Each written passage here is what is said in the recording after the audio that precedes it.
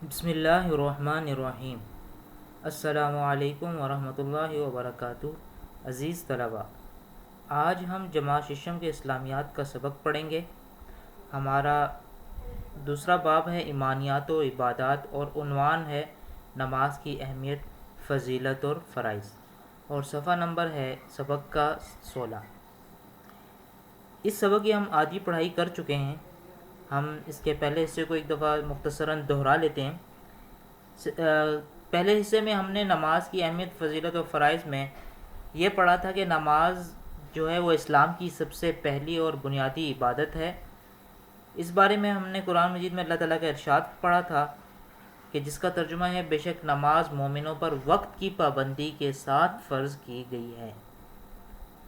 اور اس میں ہم نے نماز کے لیے جو عربی میں لفظ صلاۃ استعمال ہوتا ہے اس کے معنی پڑھے تھے کہ دعا اور رحمت کے معنی میں یہ لفظ استعمال ہوتا ہے صلاۃ، اور صلاۃ سے مراد وہ مخصوص عبادت ہے جو دن رات میں 5 وقت مقرر آداب اور مخصوص طریقے کے مطابق ادا کی جاتی ہے، جو تسبیح، دعا، قیام، رکوع اور سجدہ وغیرہ پر مشتمل ہوتی ہے۔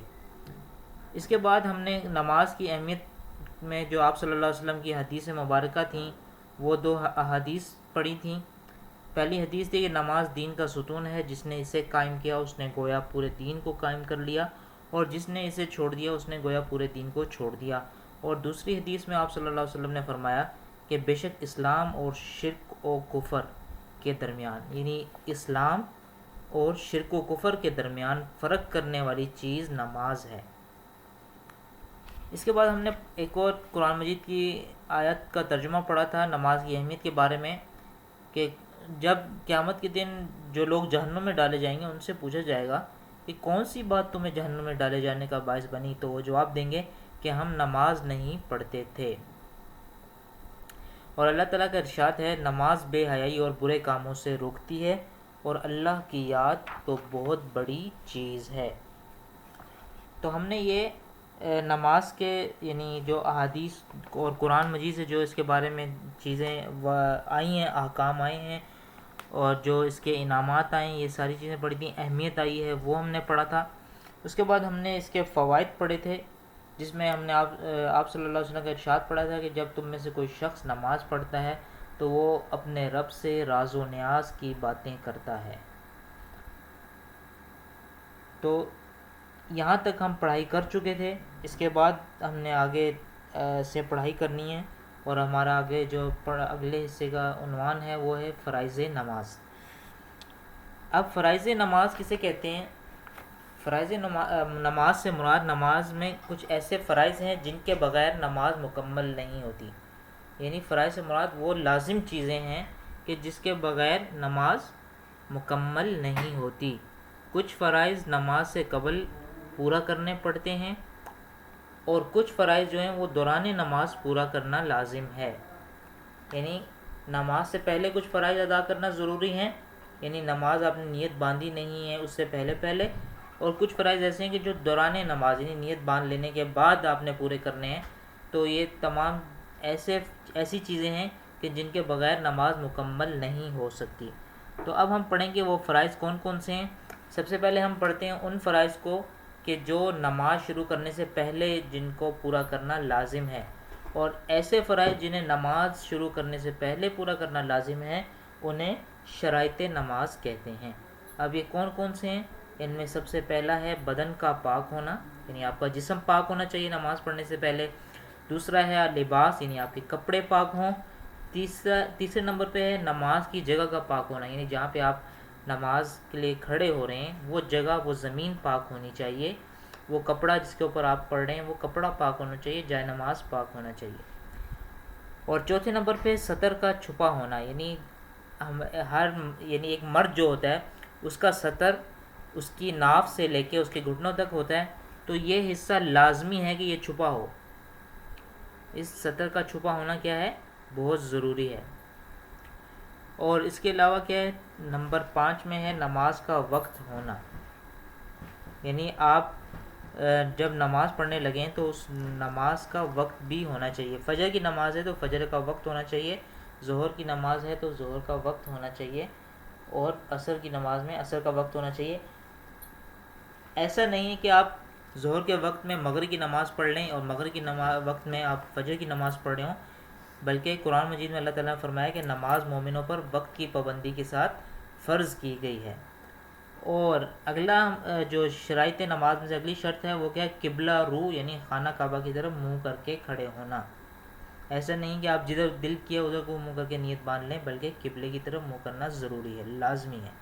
اور آخری شرط کیا ہے جو نماز شروع کرنے سے پہلے وہ ہے نیت کرنا، یعنی آپ نماز کی نیت کریں کہ کون سی نماز پڑھ رہے ہیں، اور یعنی کون سی نماز اور کتنی رکعات پڑھ رہے ہیں، اس چیز کی نیت کریں، یعنی نماز کی نیت کریں نماز شروع کرنے سے پہلے۔ تو یہ وہ چیزیں تھیں، 7 چیزیں ہیں کہ جن کا ضروری ہے مکمل پورا کرنا نماز شروع کرنے سے پہلے، اور انہیں شرائط نماز کہتے ہیں۔ اس کے بعد ہم وہ چیزیں پڑھتے ہیں کہ جنہیں نماز شروع کرنے کے بعد پورا کیا جائے گا، انہیں کیا کہتے ہیں؟ جو نماز شروع کرنے کے بعد پوری کی جاتی ہیں، لازمی ہیں، انہیں ارکان نماز کہتے ہیں۔ اب یہ کون کون سے ہیں تو چلیں ہم دیکھتے ہیں۔ ان میں سے پہلا رکن جو ہے نماز کا وہ ہے تکبیر تحریمہ، یعنی جو ہم نیت باندھتے ہیں تو کیا کس طرح کرتے ہیں؟ ہم سب کو معلوم ہے ایک مسلمان ہونے کے ناطے کہ ہم اللہ اکبر اور دونوں ہاتھ اوپر اٹھاتے ہیں، کانوں تک لے جاتے ہیں۔ تو یہ جو تکبیر ہے نیت باندھنے کے لیے اللہ اکبر، اس کو تکبیر تحریمہ کہا جاتا ہے۔ اور کیوں کہا جاتا ہے؟ تکبیر کا معنی ہے اللہ کی بڑائی بیان کرنا، اور تحریمہ اس کو کیوں کہتے ہیں؟ کیونکہ تحریم کہتے ہیں حرام قرار دینا۔ اب جب ہم یہ تکبیر کہہ لیتے ہیں اللہ اکبر کانوں تک ہاتھ اٹھا کے، تو اب اس کا مطلب یہ ہوتا ہے کہ آپ کی نماز شروع ہو چکی ہے۔ اس کے بعد آپ کے لیے نماز کے علاوہ اور کوئی بھی کام کرنا حرام ہوگا، یہاں تک کہ نہ آپ کوئی بات چیت کر سکتے ہیں اور نہ کوئی اشارہ وغیرہ کر سکتے ہیں، بلکہ پوری طرح توجہ کے ساتھ نماز ادا کریں گے۔ یہ تو ہے پہلا رکن نماز کا، یعنی نماز شروع کرنے کے ساتھ یا نماز شروع کرنے کے بعد۔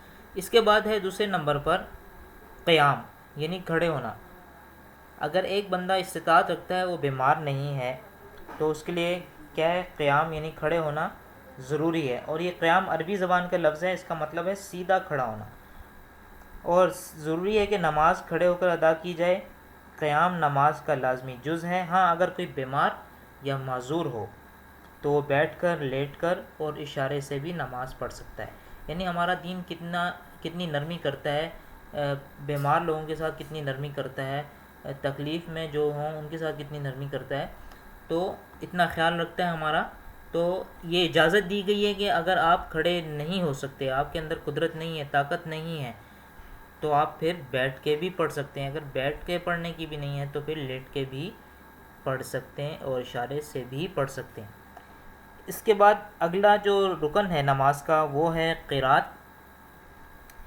قرات یہ بھی عربی زبان کا لفظ ہے، پڑھنے سے یہ پڑھنے کو کہتے ہیں قرات، یعنی قرآن پڑھنے کو۔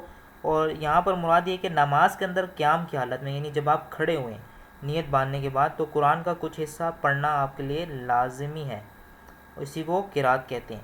اور قرات کے بعد ہے، قرات میں ہم کیا پڑھتے ہیں؟ سورۃ الفاتحہ پڑھتے ہیں، سورۃ فاتحہ کے بعد کوئی اور سورت ساتھ ملاتے ہیں، اسی طرح اگلی رکعت میں سورۃ فاتحہ، پھر اس کے بعد اس کے ساتھ کوئی اور سورت ملاتے ہیں۔ تو یہ کیا ہے؟ یہ سورۃ فاتحہ کا پڑھنا یہ کیا ہے؟ قرات ہے۔ قرآن کا پڑھنا کیا ہے؟ قرات ہے۔ اس سے اگلا ہے رکوع، یعنی آپ نے نیت باندھی، قیام کیا، اس میں قرات کی، تلاوت کی، اس کے تلاوت مکمل کرنے کے بعد آپ کیا ہے؟ جھک جاتے ہیں اور گھٹنوں پر ہاتھ رکھ کے نیچے کو جھک جاتے ہیں، اسے کیا کہتے ہیں؟ رکوع۔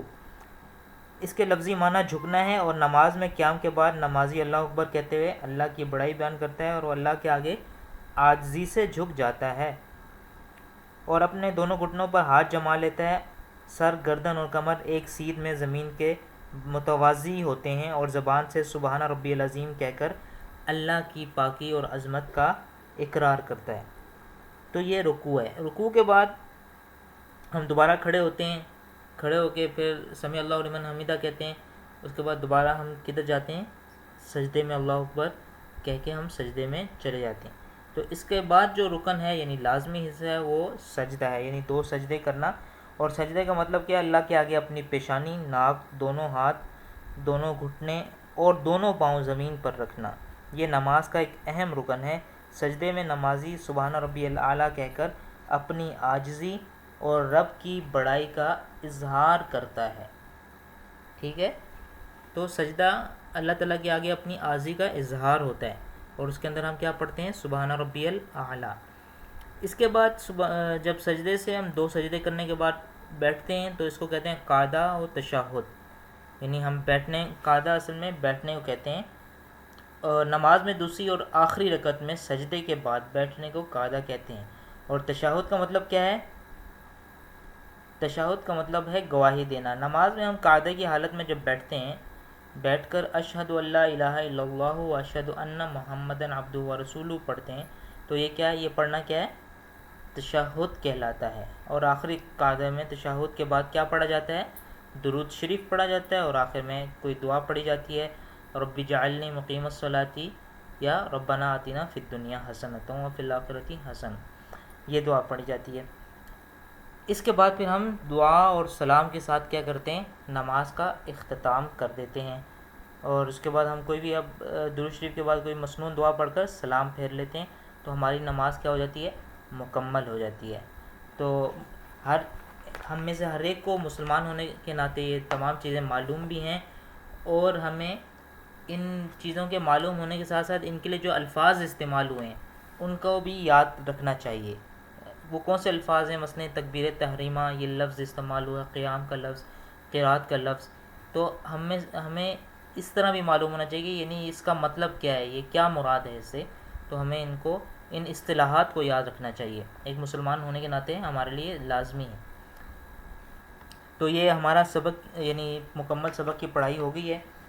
اس کے بعد ہم مشق کی طرف چلتے ہیں.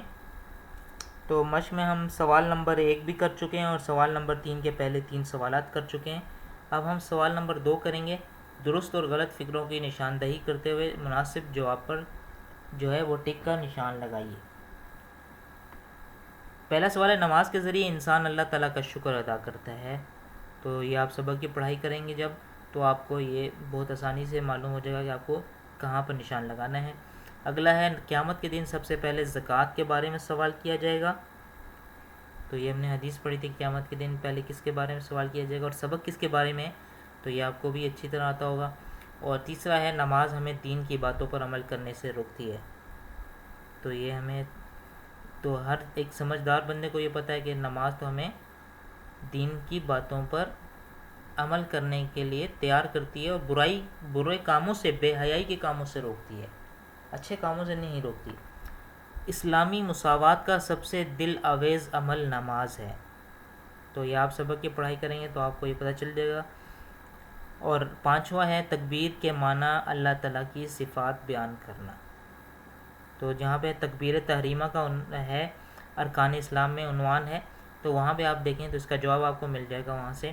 اور آخری ہے، سجدے میں نمازی سبحان اللہ العظیم کہہ کر اللہ کی پاکی اور عظمت کا اقرار کرتا ہے. سجدے میں نمازی سبحان اللہ العظیم کہہ کر اللہ کی پاکی اور عظمت کا اقرار کرتا ہے. تو کیا بات درست ہے یا غلط؟ تو یہ آپ کو اچھی طرح آتا ہوگا، ہر مسلمان کو آتا ہے. یہاں پہ آپ اس کو نشان لگائیں. اور اس کے بعد ہم اپنے اگلے سوال کی طرف چلتے ہیں، سوال نمبر 3، جس کے ہم پہلے 3 سوالات کر چکے ہیں. اب چوتھے سوال کی طرف آتے ہیں، نماز سے قبل کن شرائط کو پورا کرنا چاہیے. میں آپ کو یہ بات بتا چکا ہوں کہ شرائط کسے کہتے ہیں اور ارکان کسے کہتے ہیں. شرائط سے مراد وہ لازمی فرائض ہیں نماز کے کہ جن کا نماز شروع کرنے سے پہلے پورا کرنا ضروری ہے، انہیں شرائط نماز کہتے ہیں. تو وہ کون کون سے ہیں وہ آپ نے لکھنے، یعنی وہ نام لکھنے ہیں آپ نے یہاں پہ، وہ 7 ذکر ہیں. اور دوسرا سوال ہے، نماز کے ارکان تحریر کیجئے. تو آپ یہ ارکان تحریر کریں گے. اس کے ساتھ آپ اس کی مختصر سی تعریف لکھ لیں. مثلا تکبیر تحریمہ ہے تو تکبیر کے معنی اللہ کی بڑائی بیان کرنا، اور یہ ہمیں ہر غلط کام سے روک دیتی ہے. اس طرح مختصراً اس کو آپ اپنے الفاظ میں مختصر کر کے لکھ سکتے ہیں. قیام، قرات، یہ باقی چیزیں بھی ارکان نماز جو ہیں ان کو آپ تحریر کریں. تو یہ ہمارے مشق بھی مکمل ہو چکی ہے. اب ہمارے کرنے کا کام کیا ہے؟ سب سے پہلے تو ہم نے مکمل سبق کی پڑھائی کرنی ہے. پڑھائی کریں گے تو ہم سوالات بھی حل کر سکیں گے آسانی سے، اور ہم بہت سی چیزیں جو ہم نہیں سمجھ رہے ہوتے اور یعنی نماز پڑھنے میں ہم سستی دکھا رہے تھے، تو ہمارے لیے یہ عمل کے لیے بہت بہترین ثابت ہو سکتی ہیں۔ اور دوسرا سوال ہے سوال نمبر 2 مکمل، اور سوال نمبر 3 کے آخری 2 سوالات حل کریں، تو یہ کام بھی آپ نے کرنا ہے۔ اور آخری ہمارا جو عملی زندگی کے لیے ہمارا سبق ہے کہ اپنی نمازوں کا پہلے سے زیادہ خیال رکھنا ہے۔ مجھے امید ہے کہ ہم اپنی نمازوں کا خیال رکھیں گے، بہت زیادہ خیال رکھیں گے، اور ہمیں یہ سبق بھی بہت اچھی طرح سمجھ میں آیا ہوگا۔ جزاک اللہ خیرا۔